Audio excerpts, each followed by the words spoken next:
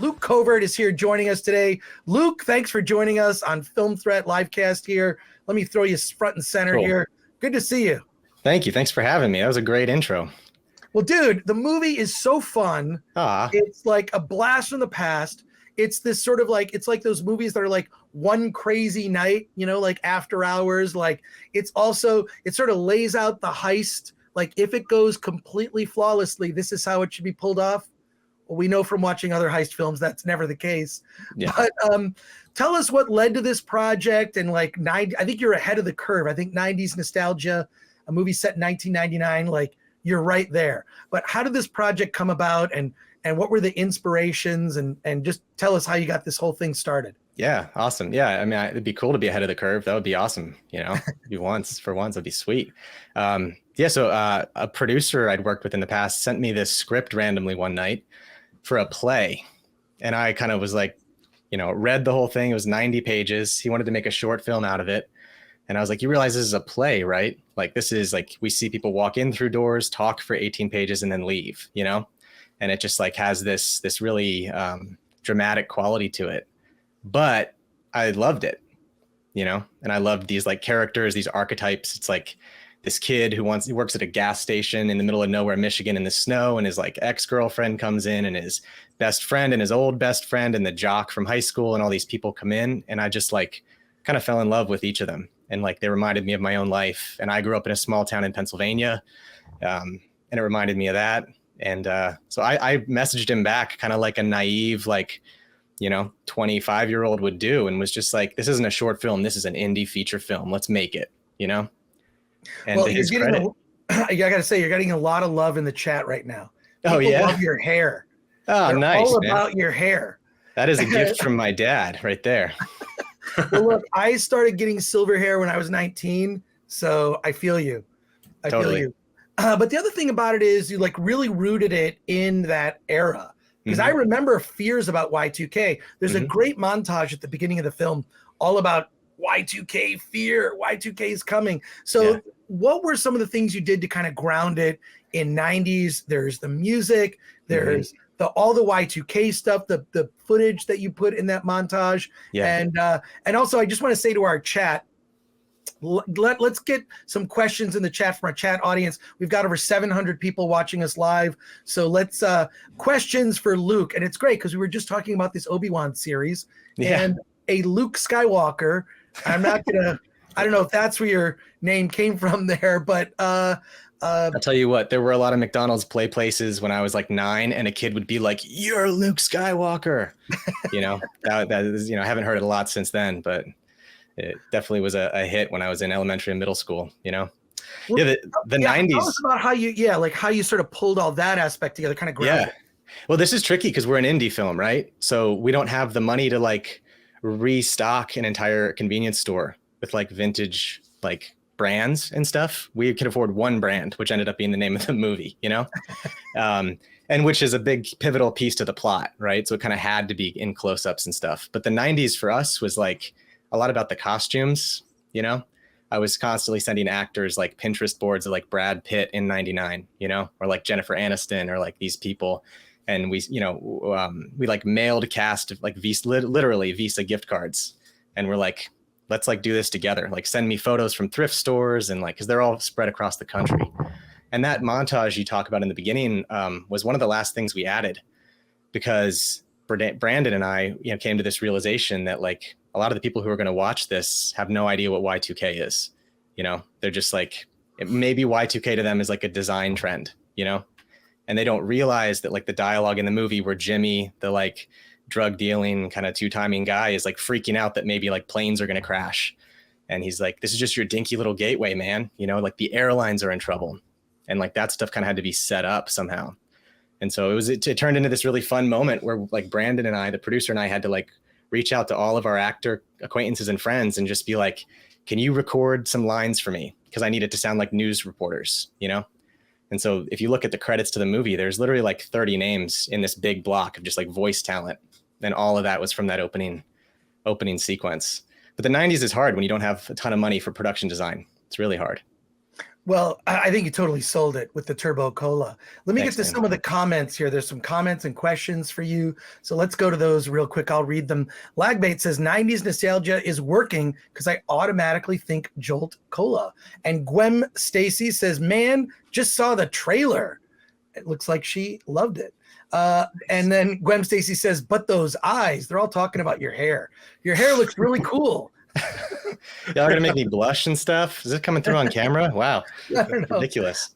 And then Sparta 300 says, were you inspired by Clerks?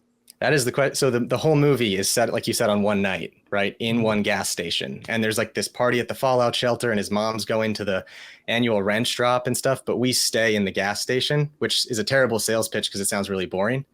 But, you know, for us, it was like trying to like homage Clerks and love Clerks.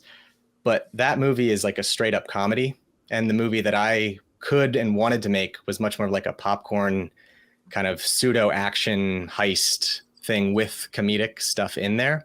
So Clerks, it's like, if you watch that movie, like people just talk, you know, they just talk so much, and it's awesome because it's Kevin Smith and we love it. But like, I kind of couldn't pull that off. So I was actually more scared of Clerks than I was like trying to do my spin on Clerks. Cause it feels like if someone does a Tarantino ripoff, you can obviously tell like who they're trying to sound like to me sometimes. And you know, Clerks was almost danger territory to me. We did one scene where the lead character and his girlfriend are hiding, like sitting behind the counter. And that's probably the closest we got to like a straight homage to Clerks. Yeah, one thing I liked about your film was the fact that it was in a not only one location, but in a very cramped location. Were in pre-production, were there ideas of how you were going to approach this, tackle it so that it was interesting to a broad audience? Yeah. Yeah. So, you know, the stage play takes place a lot around the cash register and around the slushy machine, which is a little foreshadowing there for everybody, you know, and for me, it was like, when we adapted it, it was like, how do we move this around the entire store? So we kind of treated the store like it was a little community, you know, and I needed scenes to happen outside by the ice cooler and by the dumpster outside in the snow and in the back room and in the bathroom and, you know, kind of the back of the aisle and stuff. So it's kind of like zooming in the scope, the scale of everything to pretend like it was this big world. And in pre-production, the gas station that Brandon found almost immediately, like an hour after I tasked him with finding one, he had it, which was crazy. But, you know, it had a terrible back room, like filming wise. We couldn't get it like back there to film because it was so small, and it had a terrible bathroom. And so we ended up scouting different locations and shooting elsewhere for those two. So the characters walk into the back room and we cut, and that's a different day, a different place.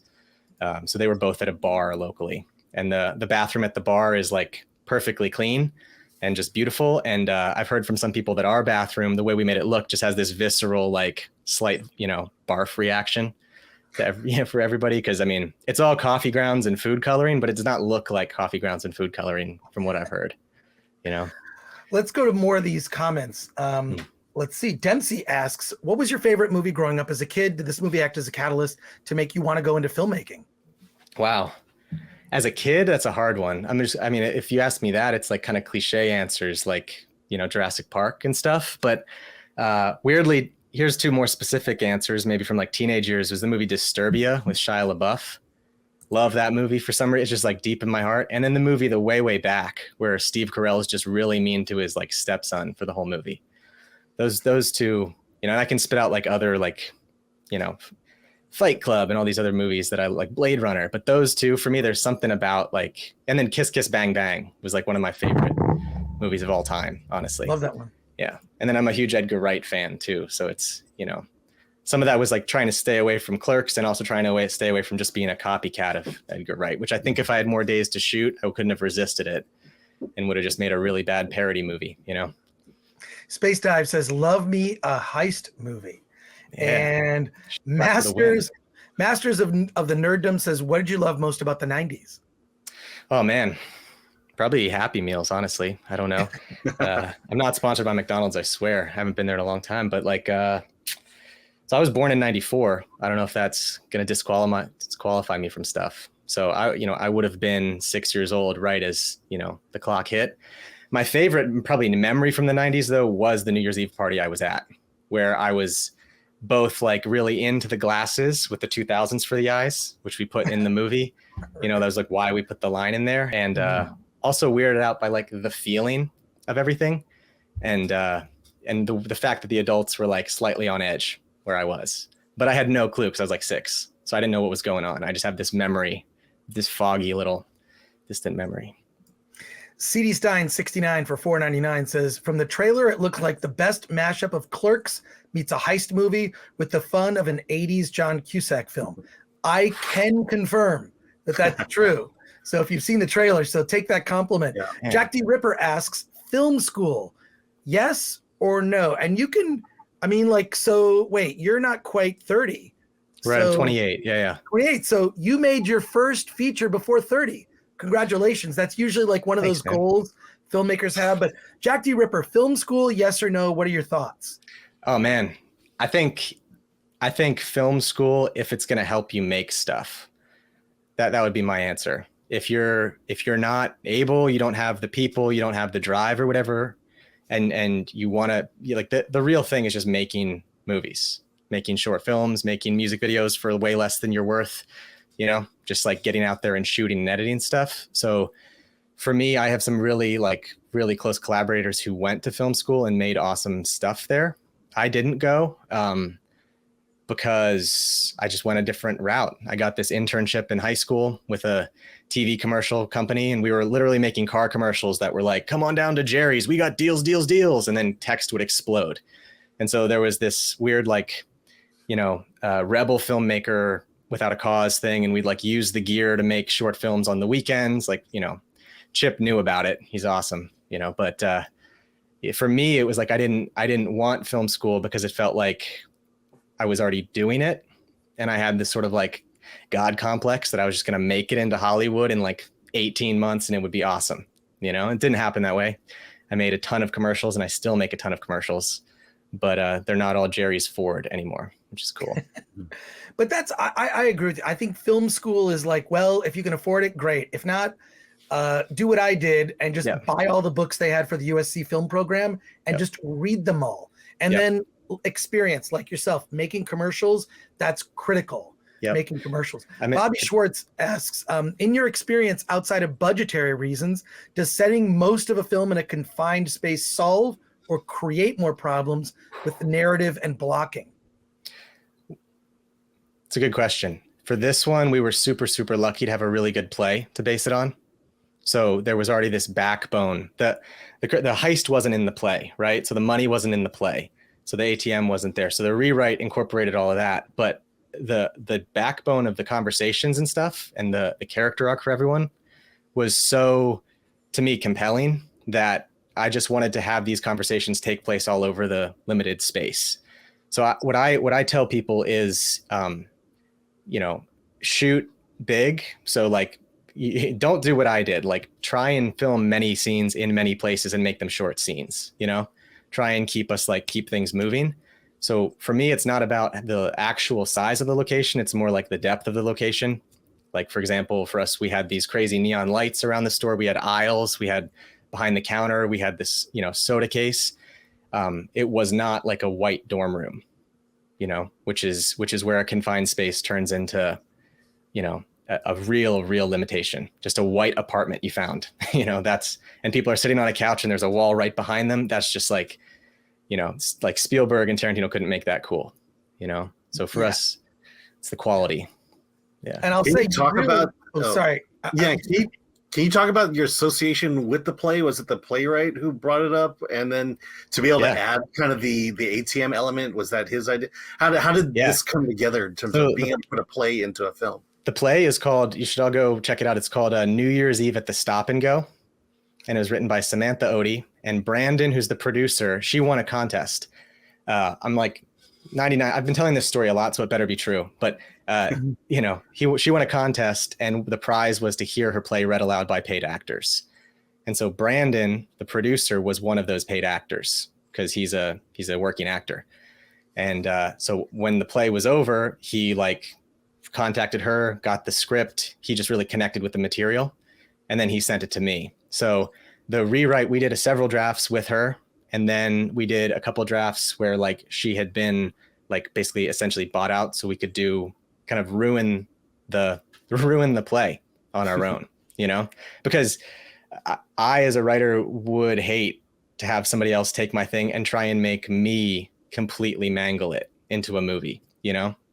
And so she's still involved in the kind of the back end of like the financial and all of that. And she's a really good playwright. She's still writing. The play is actually going to be on stage soon. There's like a showing of it, a run of it here in Pennsylvania and where she's from too. So.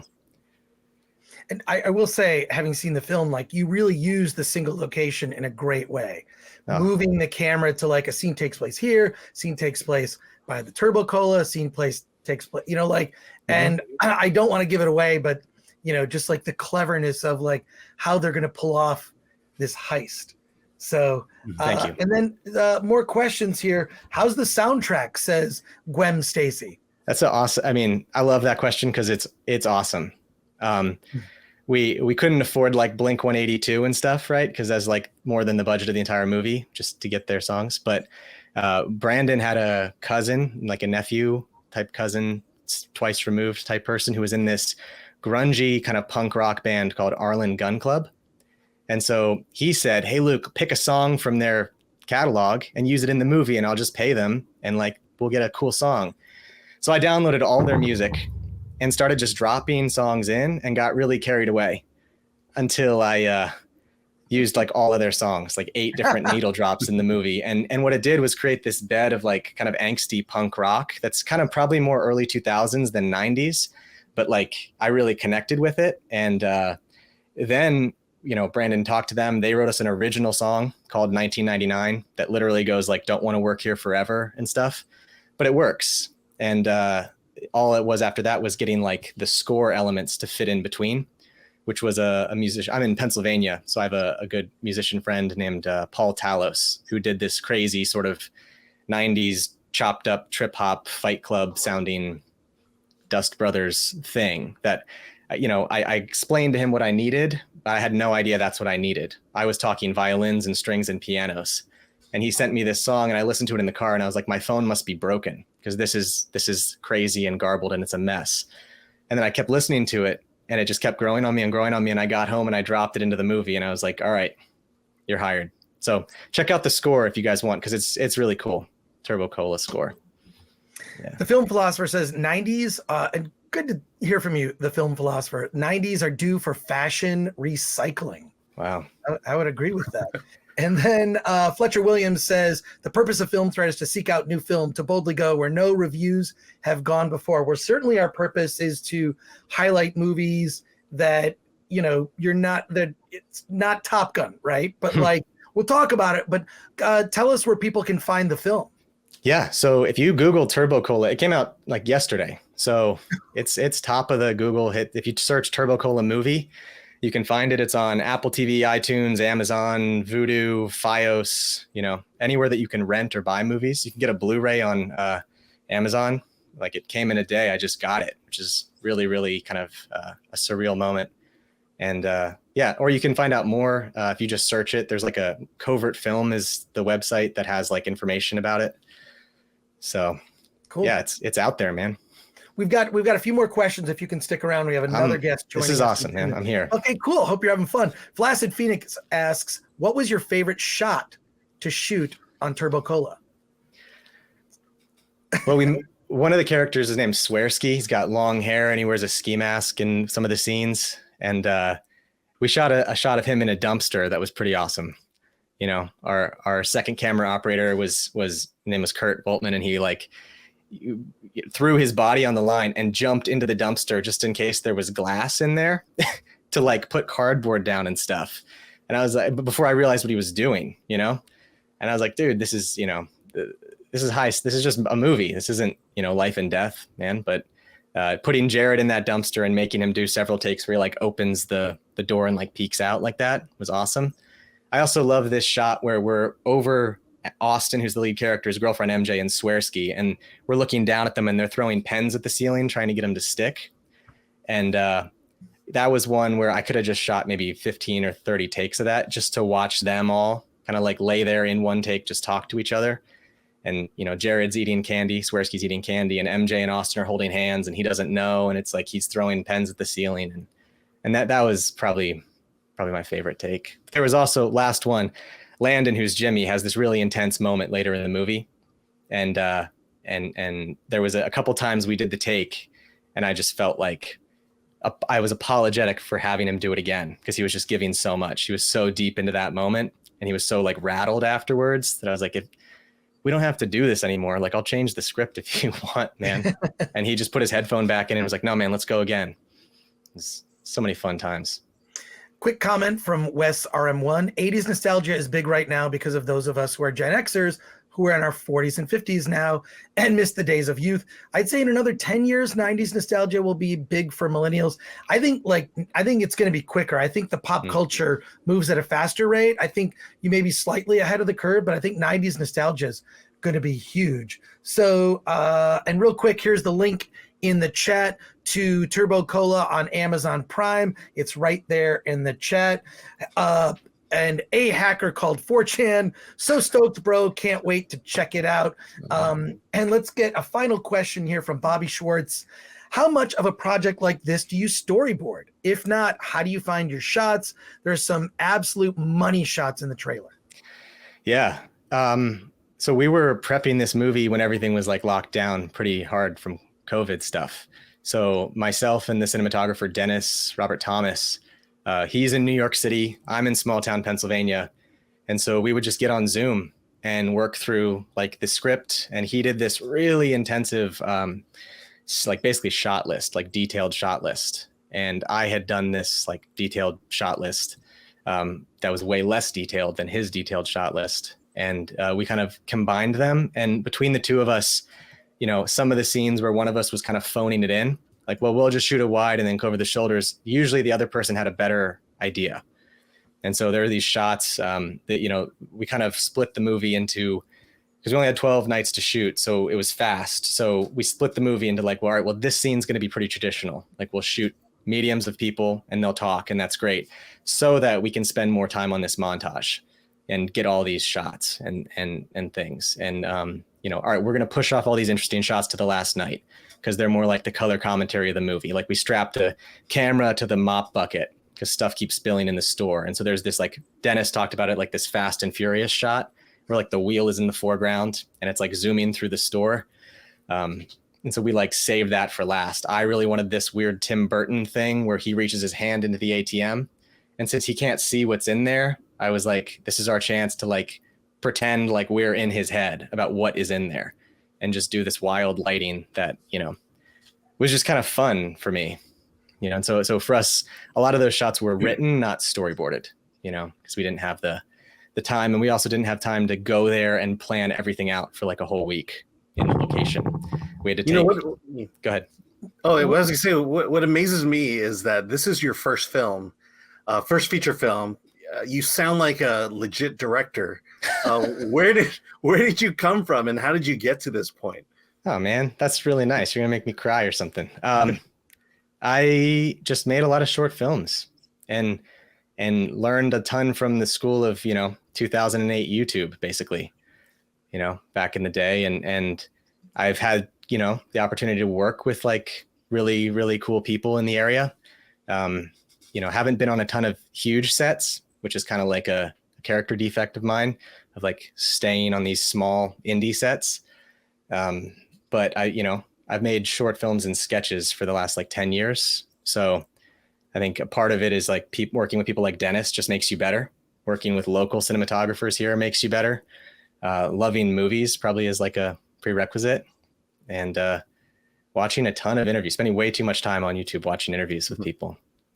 Well, I think Paul Thomas Anderson even says the best way to learn is forget film school, just listen to DVD commentaries. Yeah. So I'm assuming there's a commentary on the Blu-ray. There is not a commentary on the Blu-ray. We missed the cutoff. So we do want to put out a commentary though. We could do a watch party on the Film Threat YouTube channel. I love that. Watch the movie and then do a live commentary with you and the cast. We got to wrap it up, and we have another guest joining us shortly. But Luke Covert, thank you so much for coming to talk about your movie, Turbo Cola. Everybody, you guys. It is out. It just came out yesterday. Yeah. And it's out on digital. It's on Amazon Prime. It's on the iTunes, all of that, and the Blu-rays. So check it out. And anybody who wants to chat, if you're not real weird, you know what I mean? We could just talk about the movie. So just find me somewhere and let's talk. Thank you guys so much. Even if you're weird, as long as you're weird, not dangerous, I'm cool with it. You know? Okay. Thank you guys. Have a great rest of your day. Thanks for joining us. Thank you. Take care. Bye.